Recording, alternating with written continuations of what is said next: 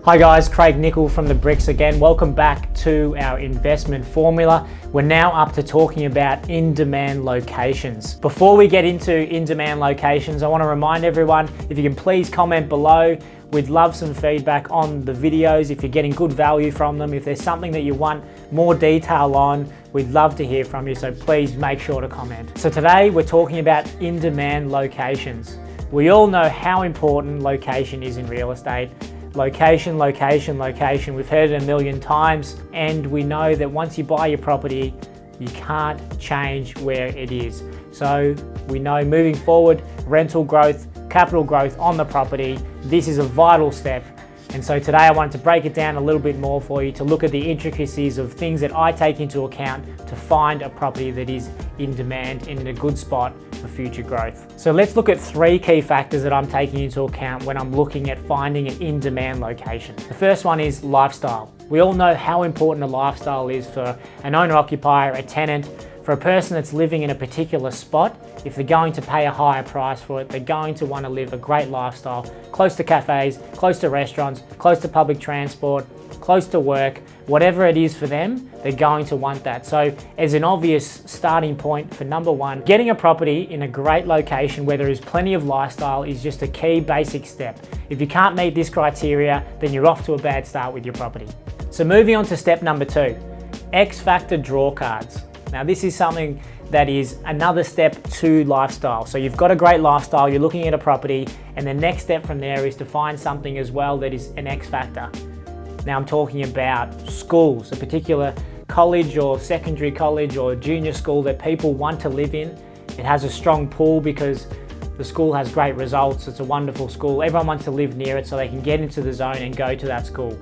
That's an X factor draw card. Maybe it's a beach. Maybe it's a certain view, maybe it's a hospital, maybe it's a university, maybe it's a sporting stadium or ground. It can be anything, but we all know, especially in each of our little suburbs that we've been living in, there is something that draws you to a particular location, and those draw cards will not only bring you tenants, but that capital growth moving forward. People want to live near them, they need to live near them, and that's going to help pull up the value. Now there is a little bit of a warning with this step. You don't want to make the mistake of thinking that something is an X Factor draw card that potentially might not be there in a few years' time. Now we know that major hospitals, parklands, the beach if there's an ocean front, those things aren't likely to disappear anytime soon. But if we're talking about a popular cafe, a popular bar or restaurant, or something that has the potential to close down at some particular point, you just want to make sure that there's more than just that. Because if your investment relies heavily upon that for people to come into the area to push up the prices, and that disappears, then you're left with a dud investment. So you have to be really careful there. Now the third and final step to look at for in-demand locations is status. Now we live in an extremely materialistic world. There's egos, people want to show off their wealth, and this moves into different industries and different products all around the world, and real estate is certainly not immune to it. So this is something that I feel as a property investor you can take advantage of when we're talking about location. There are certain suburbs in each and every city in the world that have a status to them.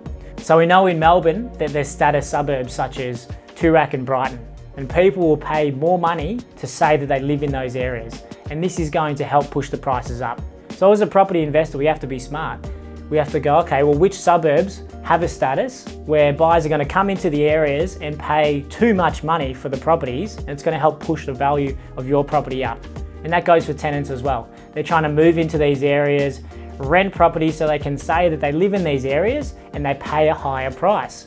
We can take advantage of this, and it's just human nature, but it's an excellent way to maximize our investing strategy here. So a good example here is where I've spent a lot of my real estate sales career in Ivanhoe, in the northeastern parts of Melbourne. There's a good status there. So the prices within that suburb are a lot more expensive than the surrounding suburbs.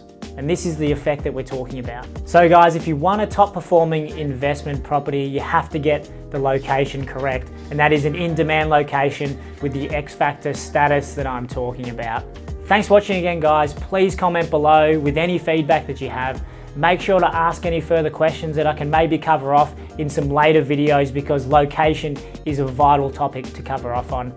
And please subscribe, of course, if you're enjoying the videos. But again, it's been Craig Nickel, The Bricks.